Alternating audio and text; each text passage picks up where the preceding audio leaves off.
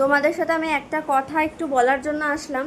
অনেকেই প্রোডাক্ট মানে অর্ডার দেওয়ার পরে আমাকে মেসেজ করো যে আজকের মধ্যে আমার প্রোডাক্টটা লাগবে, দিদি পার্সেল বয়কে ফোন করে বলো আমরা এই টাইমে বাড়ি থাকবো না, আমার টুয়েসডে আমি বাড়ি থাকবো না, সানডেই আমার লাগবে, আমি বেরিয়ে যাব।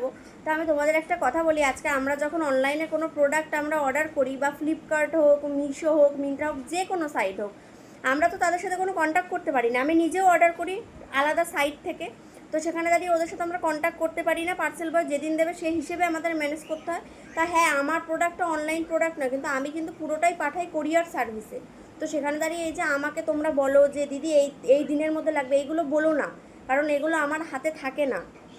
আমি এরকম উত্তেজিত হয়ে কোনো তোমাদের সাথে ভিডিও করতেও চাইনি। আজও পর্যন্ত আমার এত কাস্টমার রয়েছে, প্রত্যেকে বলে যে দিদি তুমি এতবার করে বলো, তারপরেও কেন এরা বুঝতে চায় না, বারবার করে ফোন করে বিরক্ত করো, দিদি আমার পার্সেলটা কোথায় আছে, এই তারিখের মধ্যে আমার লাগবে।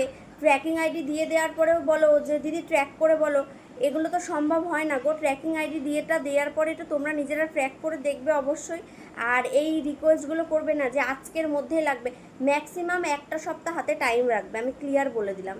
আমি 4-5 দিন বলি, কিন্তু তোমরা একটা সপ্তাহ টাইম রাখবে, কারণ রাস্তাঘাটের মানে সিচুয়েশান সবসময় একরকম থাকে না।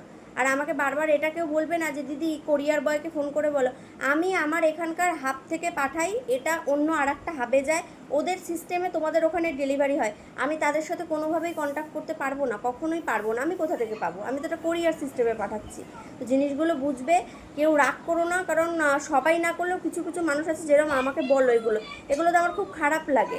যাই হোক, এটুকু তোমাদের জানানোর, তো রিকোয়েস্ট থাকছে তোমাদের কাছে কিন্তু।